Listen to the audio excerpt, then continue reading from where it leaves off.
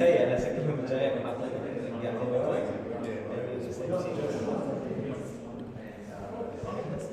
شاف النص المحل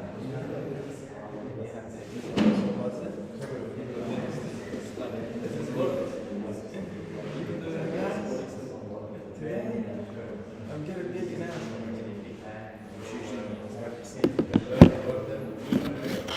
I'm gonna get an extra.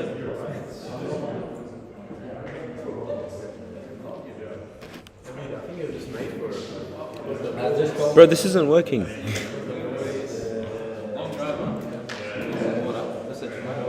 Go for it.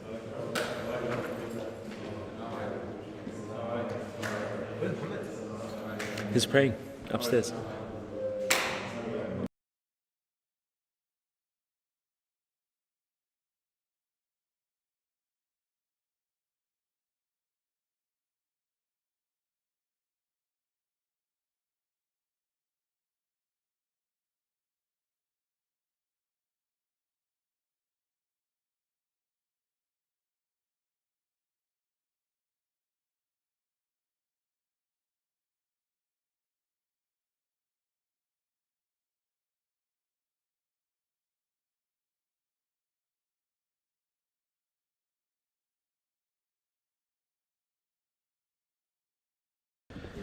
We'll make a start.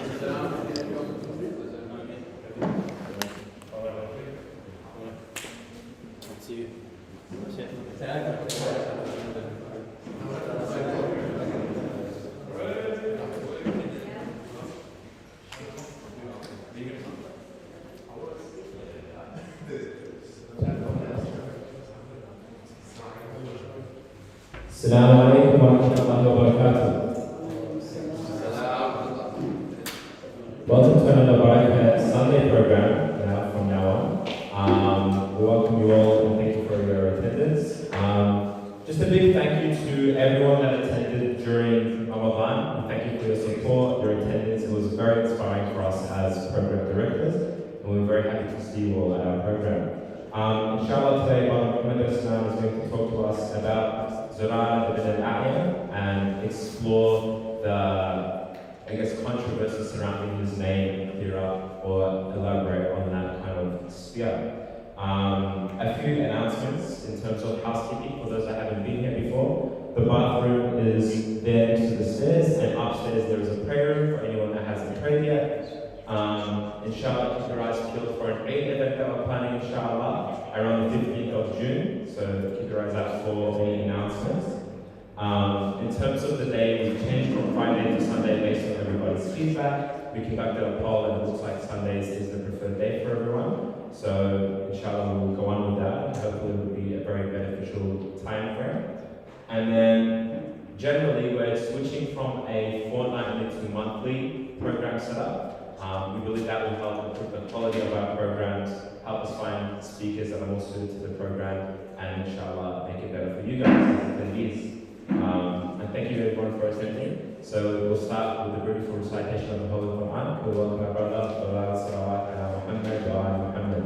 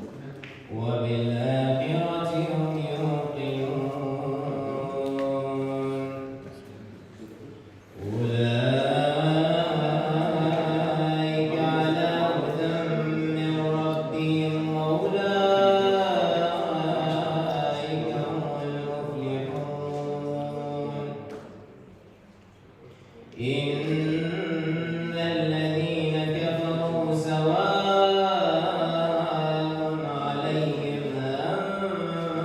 أنذرتهم أم لم تنذرهم لا يؤمنون ختم الله على قلوبهم وعلى سمعهم وعلى أبصارهم غشاوة ولهم عذاب عظيم ومن الناس من يقول آمنا بالله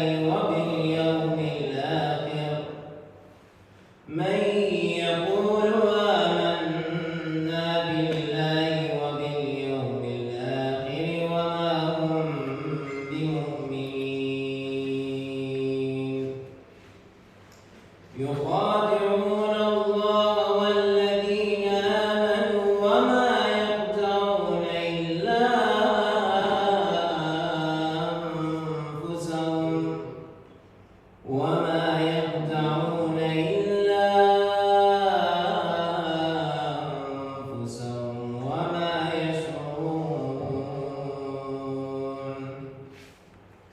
في قلوبهم مرض فزادهم الله مرضا ولهم عذاب أليم بما كانوا يكذبون وإذا قيل لهم لا تفسدوا في الأرض قالوا إنما نحن مصلحون ألا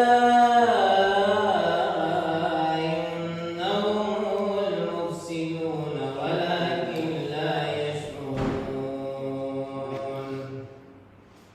وإذا قيل لهم آمنوا كما آمن الناس قالوا ونؤمن كما آمن السفهاء ألا إنهم هم السفهاء ولكن لا يعلمون صدق الله العلي العظيم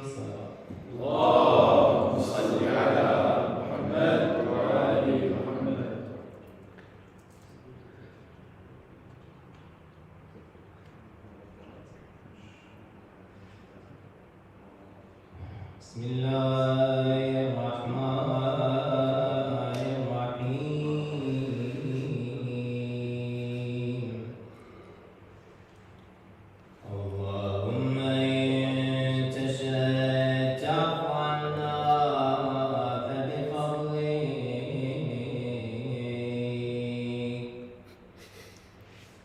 وإن تشاء تعذبنا فبعدلك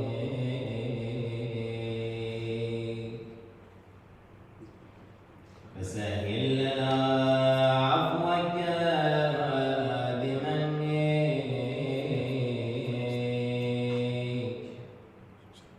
واجرنا من عذابك بتجاوزك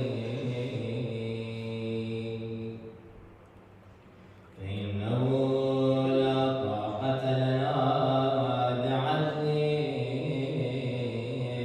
بعدلك ولا نجاة لأحد منا دون عفوك يا غني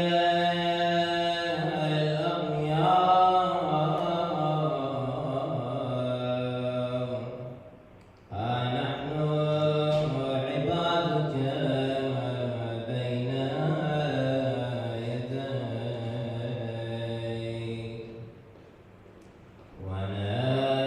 ونفقر الفقراء إليك فاجبرنا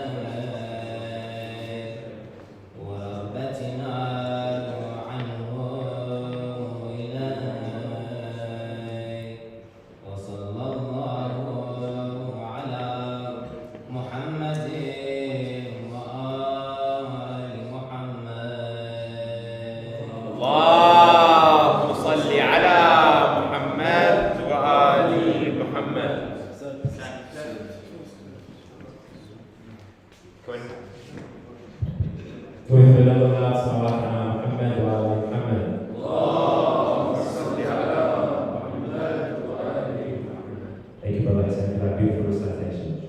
Now I'd like to welcome Brother Muhammad Islam for his talk today about Hadith and Zurarah bin A'yan.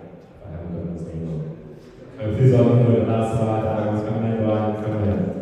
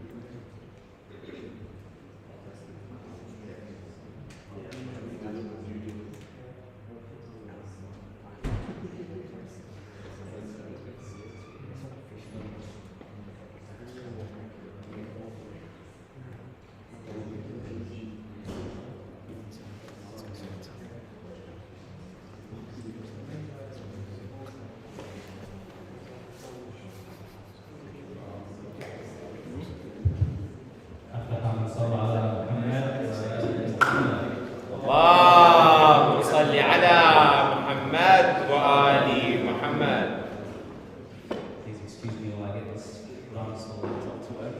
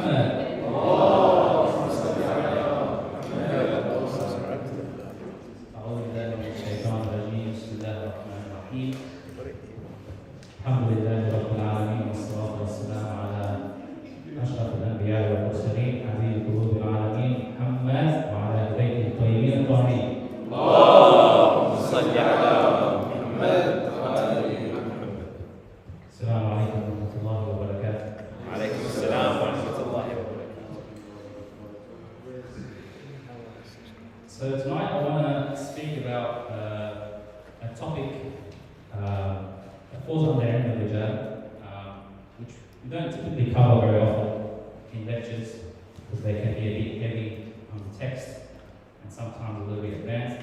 But inshallah, depending on the feedback, if this topic is of interest to people, inshallah, we can continue reading topics on this. Now, I'm not someone who's an expert in ilm al-rijal or the science of the rijal or the men who narrate hadith. However, in recent months, I've seen, at least on my newsfeed on social media, a lot of videos, either on YouTube or on TikTok or whatever, specifically on the topic of trying to discredit some of the top narrators or the top Shi'a narrators of hadith, like the personality of Zurarah.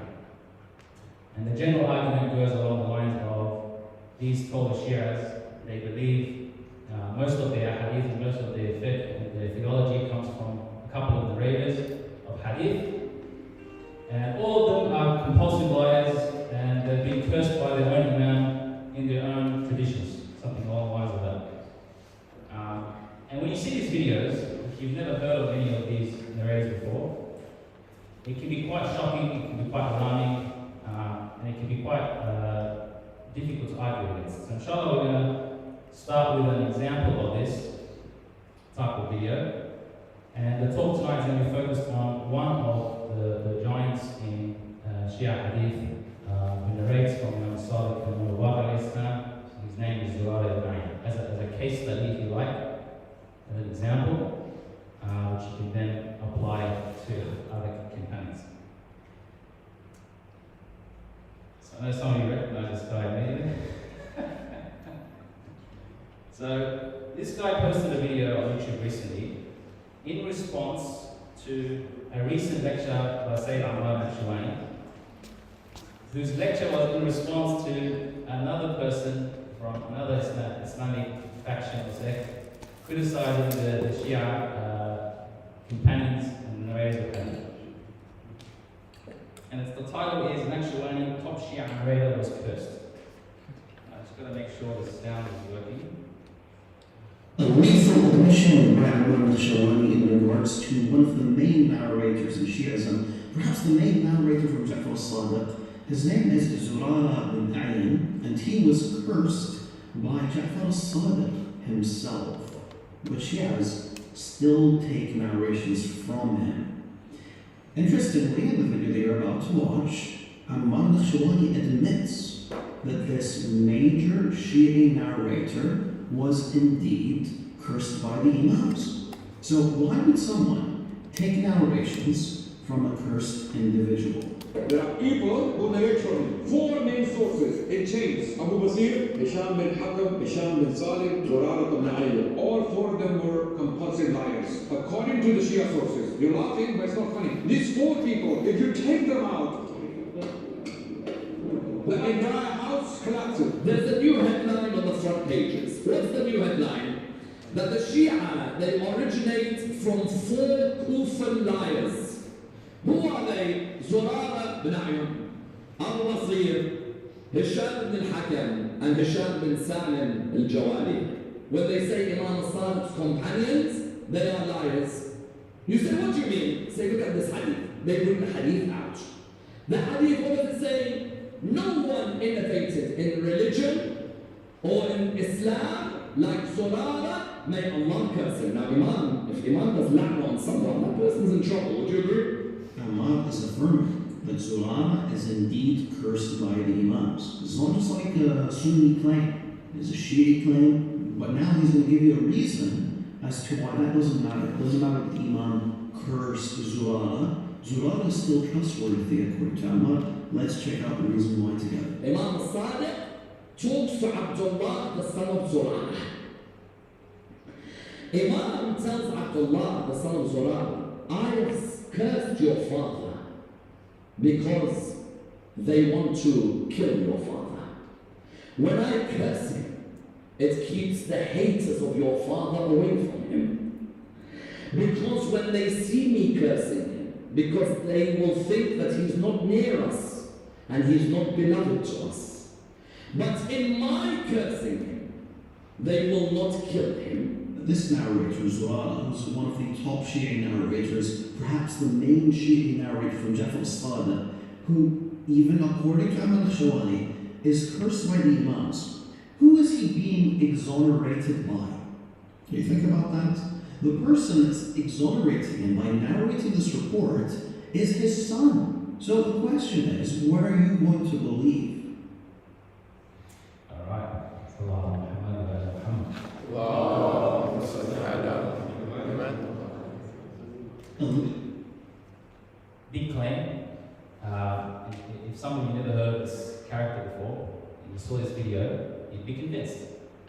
You'd be like, what's going on? There's this major controversy, conspiracy, major cover-up. So let's get to the bottom of it. I promise you tonight, I'll try my best to finish in 40 minutes. I'm not just going to cover this issue, I'm going to cover every potential issue you could come across about Zurarah ibn Ayyan and how the scholars of Al-Rijal resolve this. Now, before I get into it, this isn't a comprehensive list. I'm definitely missing some scholars here. But I just want to mention some of the common scholars of Rijal. Remember, Rijal just means men, and it's referring to men in the Hadith. So scholars who study the biographies of these men to understand who's reliable and isn't. In particular, you will hear Al-Gashi, Al-Najashi, Al-Tusi, and Sayyid Khuli, who I've used as the main reference for my information tonight. And Sayyid Khuli has done an amazing sort of encyclopedia called Marjan Rijal al-Hadith, where he's combined or he's gathered information from all of his classical works with a bit of a modern analysis, and he's got this comprehensive 24-volume encyclopedia on pretty much all the narrators.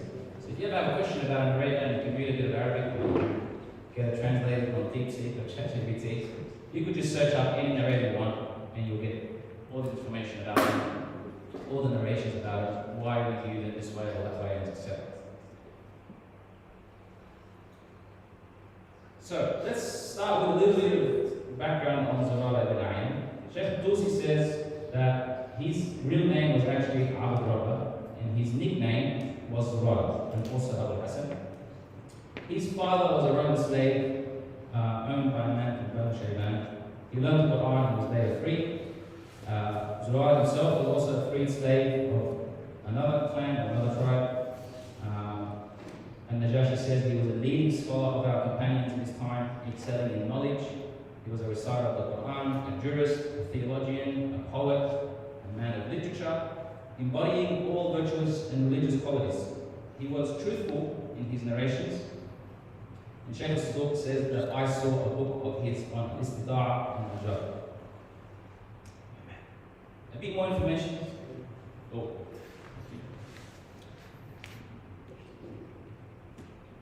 Sorry about the technical issues tonight.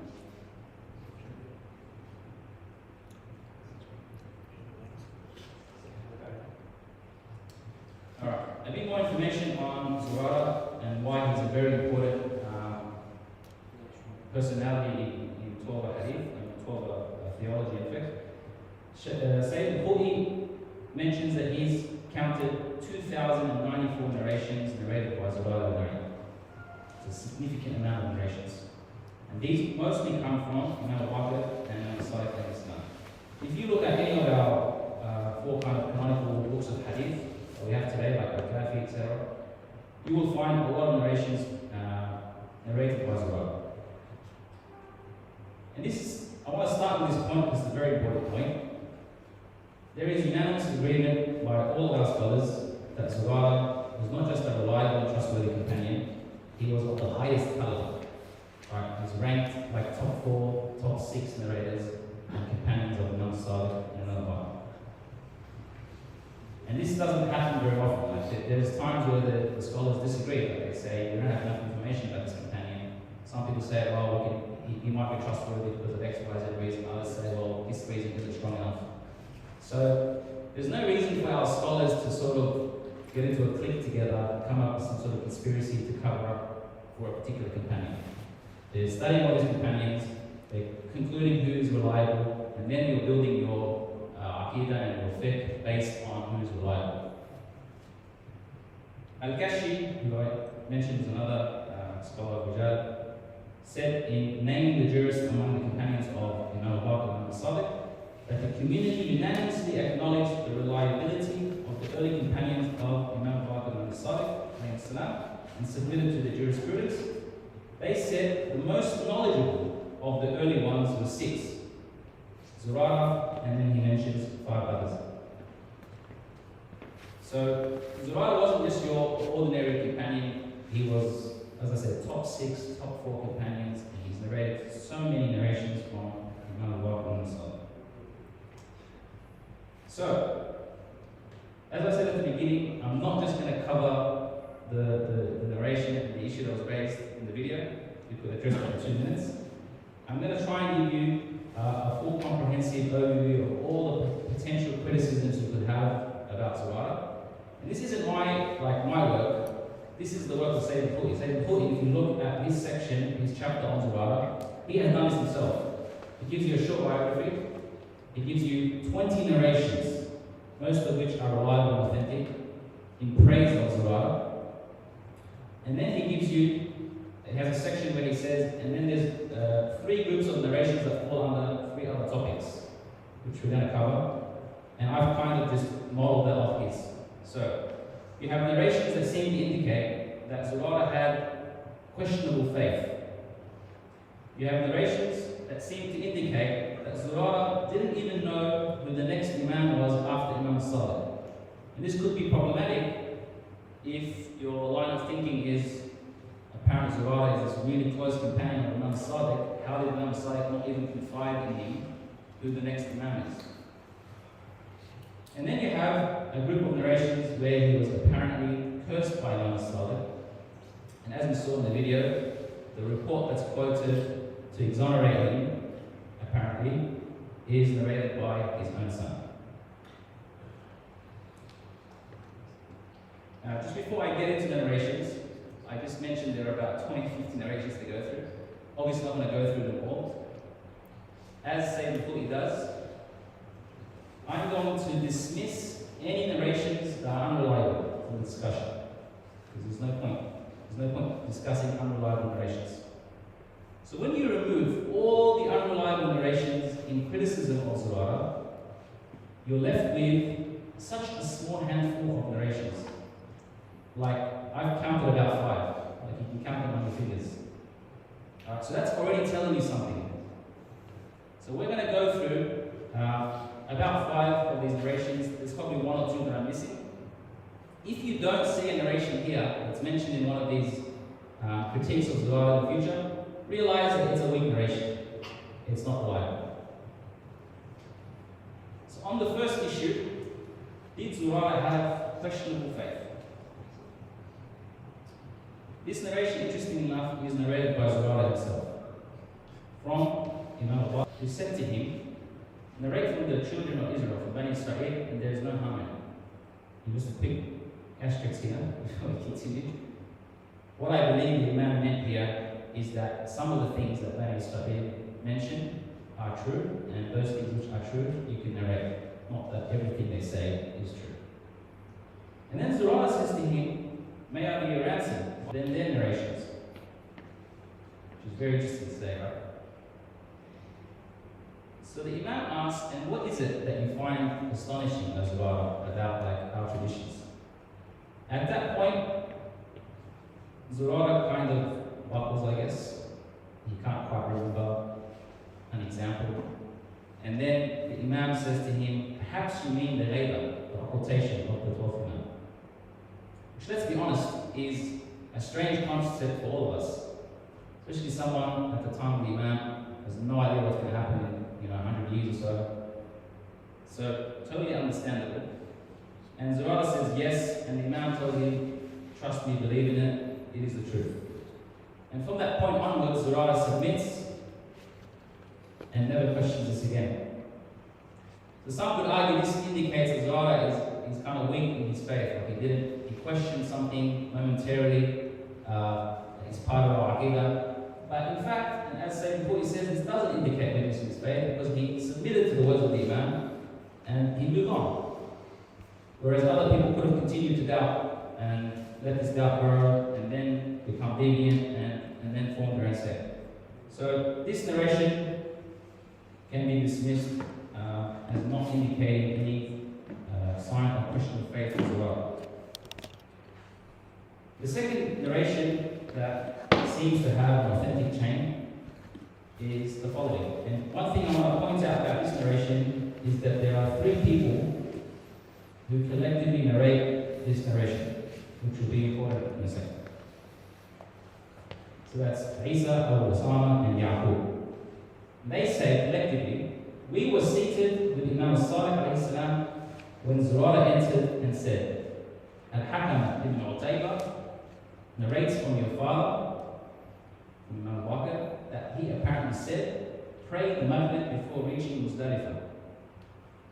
Imam Salih said to him, I thought about this. My father never said that ever. Al-Hakam has lied about my father. Notice now the wording changes. He said, so Zurarah came out saying, I don't think Al-Hakam has lied about his father. Which is strange, because once again, we're arguing that Zurarah is his close companion of Imam Salih. Zurarah came in asking the question, and then apparently he comes out and says, I don't think Imam Salih knows what he's talking about, basically. I don't think this guy lied. Which would indicate, once again, that he's not really this guy who is such highly praised, who is, has a strong faith, etc. And although this narration has an authentic chain, there are some problems with the narration. Firstly, the same narration exists with a different chain of narrators mentioned by Al-Kashi in his book, without that last sentence to the main narration. So this problematic part, where it says he said, Zurarah came out, etc., doesn't exist in the second version of the narration, which is already suspicious. However, more importantly, it's not clear who narrates the last sentence.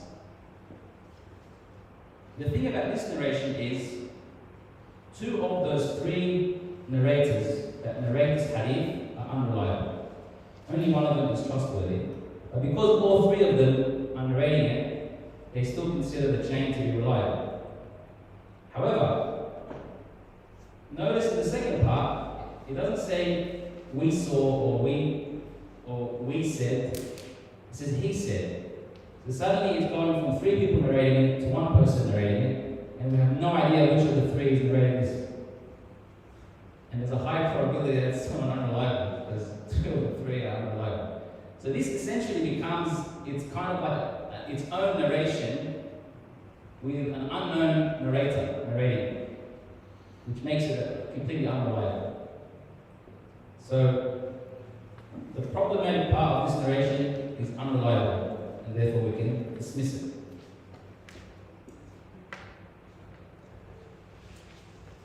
So that's it. That's the only two narrations you have on this topic that seem to have a reliable chain of narrators. Everything else on this topic, minus maybe one or two that were similar in nature, are completely unreliable. The second topic is, did Zurarah not know who the next Imam was after Imam Salih? And there are three narrations on this that I'll go over pretty quickly. This narration is narrated by one of the sons of Zurarah. He says, Zurarah sent his other son away to ask about the affair of Abu Hassan. So, something interesting that happened when Imam Salih passed away is that another one of his sons declared that he is the next Imam. So, obviously, we know now that Imam Salih was the next Imam. Another one of his sons, by the name of Abdullah, declared that he is also the Imam. This created a bit of confusion in the community at the time. Some people didn't know who's the Imam after Imam Salih. So apparently Zurarah, who lives in Kufa by the way, so the Imam lives in Medina, sent his son to find out what's going on. However, Zurarah died before his son could come back with the news. So while Zurarah was waiting for the news to come back, he took a mushaf, he took the Quran, put it above his head, and told the people of Kufa that the Imam after Ja'far ibn Muhammad, al-Sadiq, is the one whose name is basically declared in this Quran. And some people, you'll see some silly criticisms like, oh, look, Zurarah gave up on Imamate altogether and started to disbelieve in the Quran. All these weird interpretations to try and discredit Zurarah. And it's not clear why he did this from this narration, but Imam Musa al-Qadr was later informed about this, as the narration says, and he said, by Allah, Zurarah was a immigrant from heaven to Allah, the Exalted. Meaning he's done nothing wrong, he's gone to paradise, but it's not clear why he did this. And then there's another narration from another companion by the name of Shi'i. He narrates the same story again.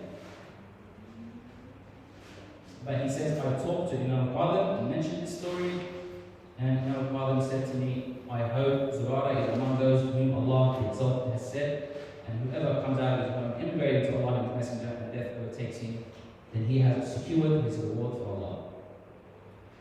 So again, there's no displeasure with the action of Zurarah, but we don't yet know why he did that.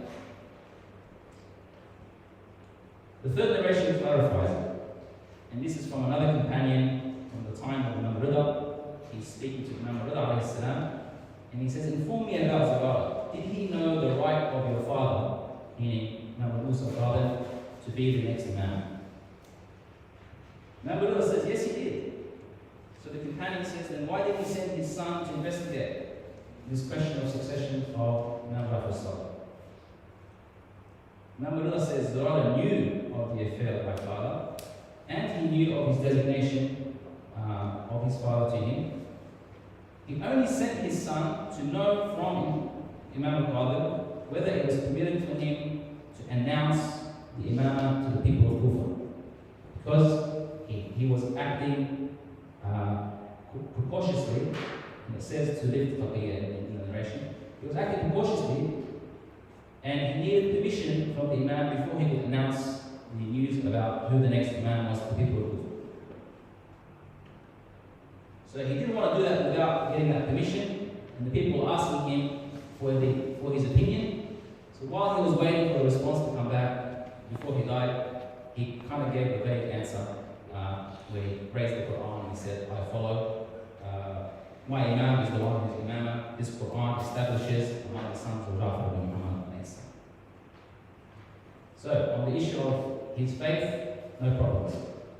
On the issue of him not knowing the next Imam, whether he knew or didn't know, it's still no problem, as indicated by the narrations. However, this narration makes it clear that he did know, and he really needed to get permission to announce the news to the people of Kufa. So on this issue, we can throw it in the bin. The final issue, the issue that was raised in the video, was Zurarah cursed by Imam Sadiq. Now this is the narration that Sayyid Ammar mentions in his lecture. And the chain of narrators is longer. Apologies, I didn't copy the whole thing in. But this companion, Imran, says, I heard Imam Sadiq say to Abu Basir, which is interesting, I'll tell you why in a second. Oh, Abu Basir, we were 12 men. No one introduced into Islam innovations as Zurarah did. May the curse of Allah be upon him. 3 of the narrators in this chain are completely unknown. So this whole narration is weak and unreliable. But funnily enough, as we saw in some of the videos before, people saying that there was 4 compulsive liars, there's 4 people of Kufa, and their names Zurarah and Abu Basir. If you're using this narration to prove that Zurarah was cursed, and it was narrated by Abu Basir, and he's a compulsive liar, why are you using this narration to prove Zurarah is cursed by the God? This narration cannot be used at all for that argument. It falls apart very quickly. And I don't know why Sayyid Ammar mentioned this narration when it's a completely unreliable narration.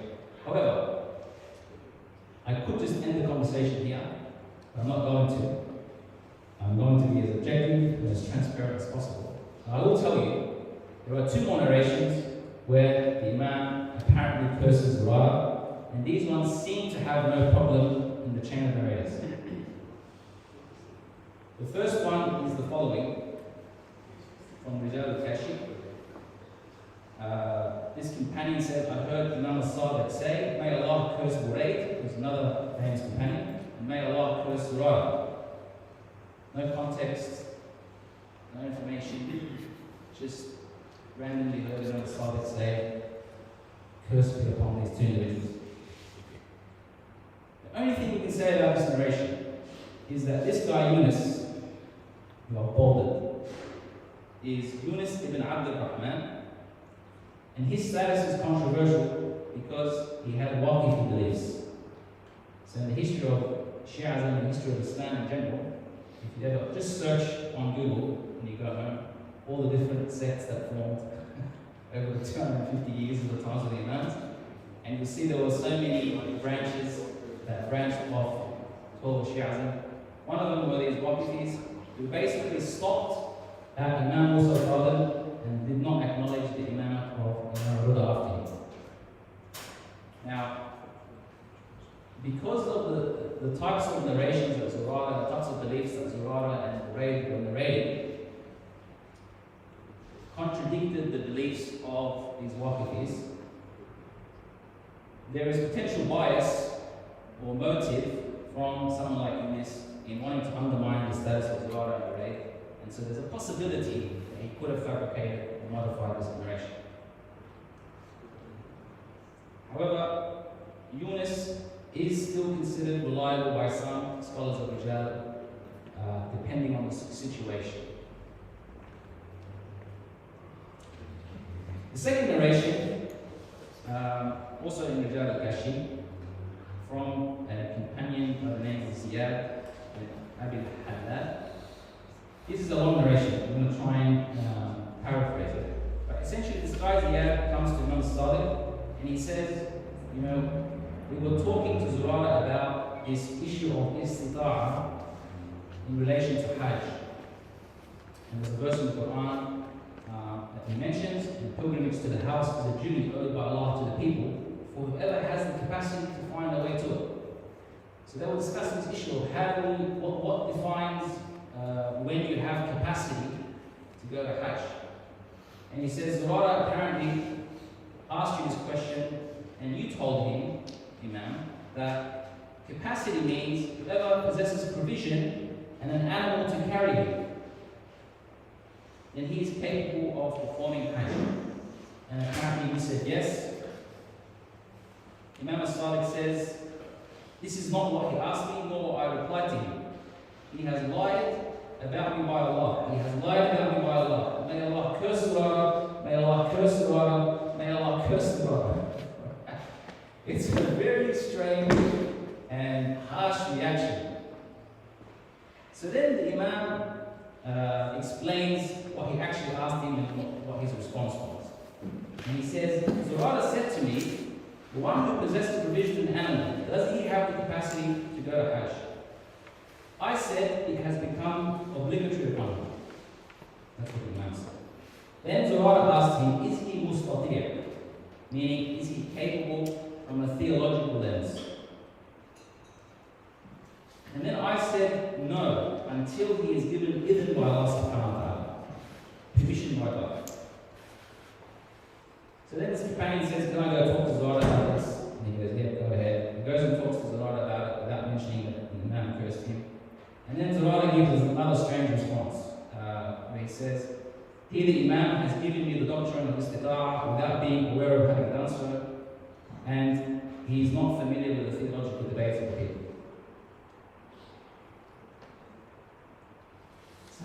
I've got my own reasons why I find this narration weird, but I'm first going to share what Sayyid al-Khuli says. Actually, before that, the companion who narrates this narration, Ziyad bin Abi al-Haddad, we have limited information on him. Some of the early classical scholars said he could be reliable, there's like cold narrations from him. Sayyid al-Khuli does not give any opinion about it. He keeps it peaceful.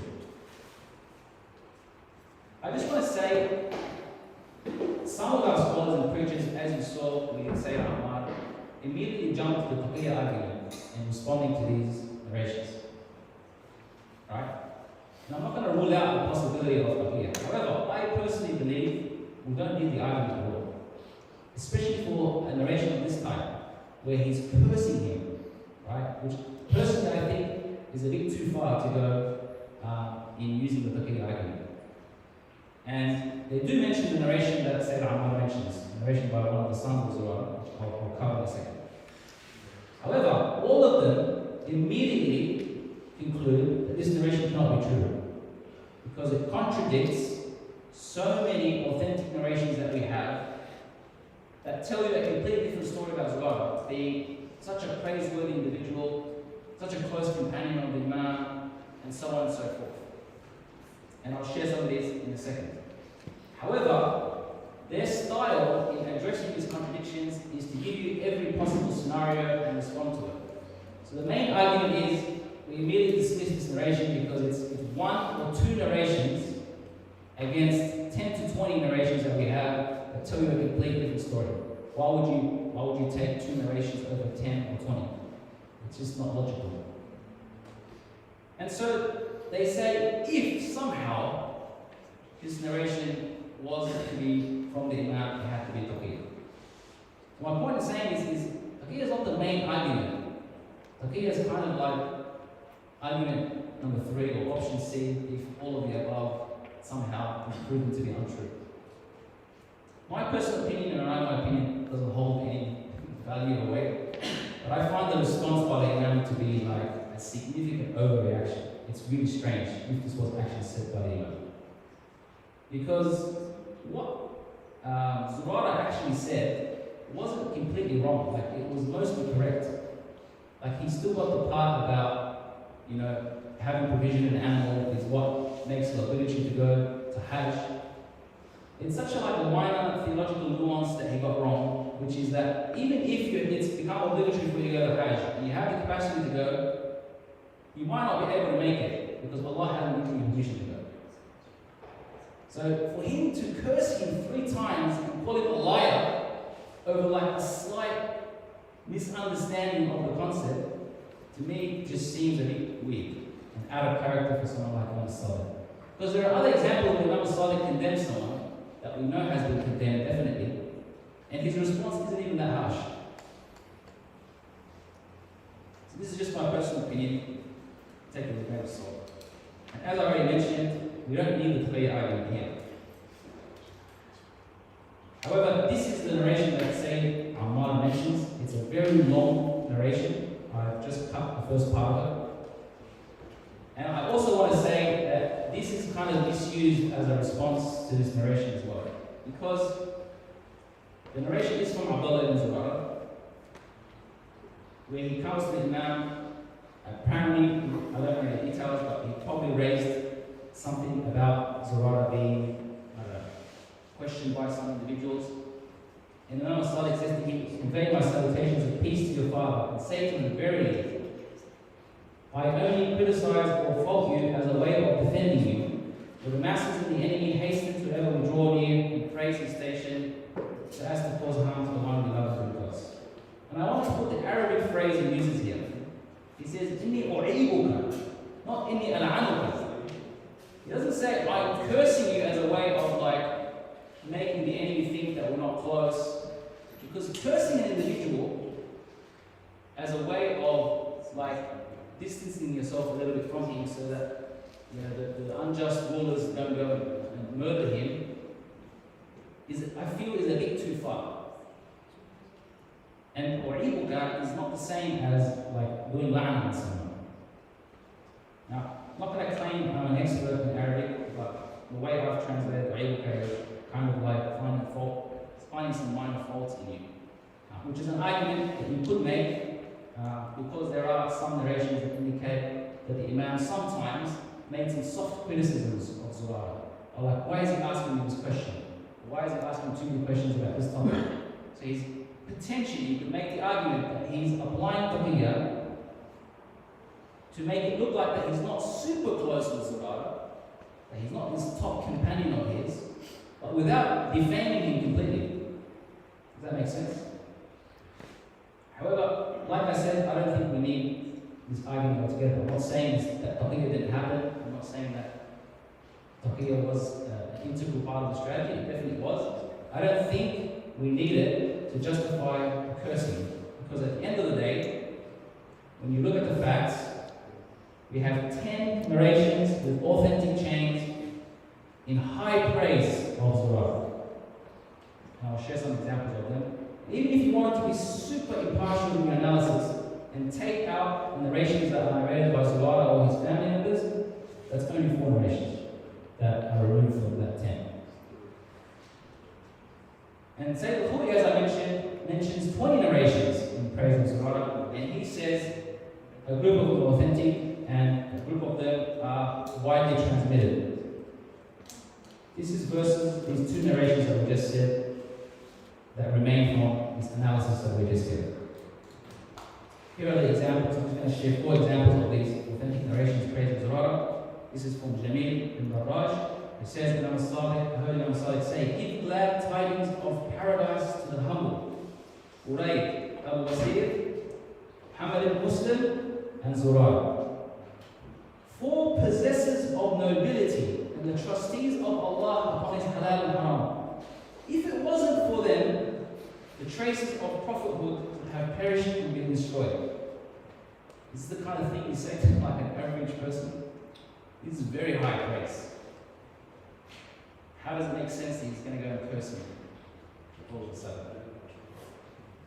Second narration. This one's interesting. It's not just one person narrating this. Ibrahim bin Abdul Hamid and others apart from him. They all said. So you have multiple people narrating this hadith.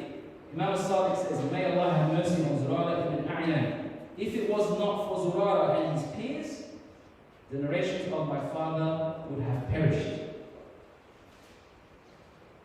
That's a significant thing to say about someone. And it's not one person. Multiple people saying this. This is an authentic chain.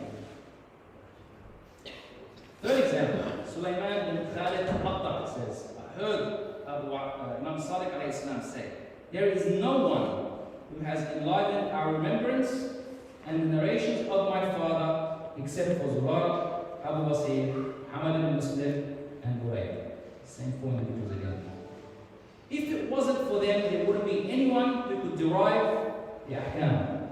Because one of the biggest contributions of Zurarah was his contributions to jurisprudence. They are the protectors of the religion and the trustees of my father upon the halal and of Allah and his haram. They are the foremost to us in this world and the foremost to us in the hereafter. Wow. These aren't by Zurarah or his cousins or his sons. These are by many different narrators, all saying this.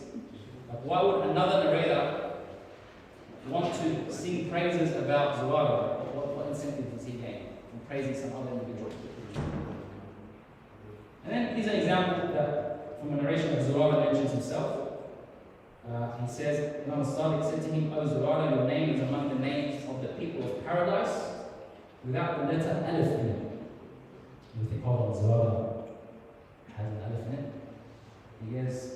Zurarah says, yes, may I be made to ransom. Like, my real name isn't Zurarah, that's a nickname. My real name is Abu Rabda.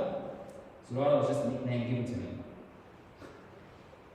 So there are like 6 more narrations like this, some that I already mentioned, where the Imams are praising Zurarah, saying to him, he's muhajir to Allah subhanahu wa ta'ala, he's already received his reward in paradise.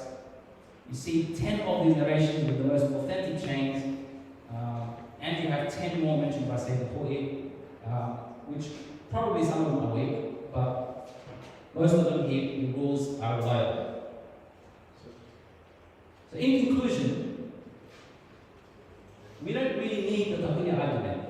We have so many authentic narrations praising Zurarah's status that the evidence like significantly outweighs those 2 narrations that we're left with that are a little bit kind of unclear, but very strange in their content, to be honest. And the majority of narrations against Zurarah that you'll hear on these YouTube videos and these clips are unreliable. Pretty much whatever I didn't mention in this presentation, minus 1 or 2 narrations, are weak. And you can go through Sayyid al-Khoury's Mu'jam, he has them all listed and he explains under each one why it's weak and why it's unreliable.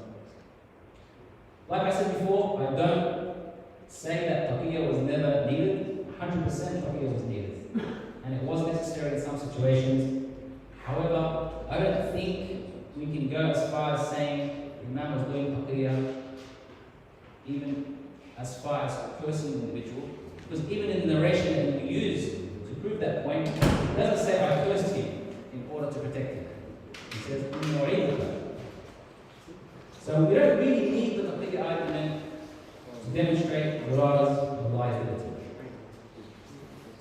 Hopefully this case study highlights a couple of things. Number one, the importance of taking our knowledge from the right sources and not making dramatic decisions and life choices about what religion we want to follow based on some YouTube clips that we saw or some TikTok videos that we saw. 99% of the time, these individuals who post these videos will not do a fair analysis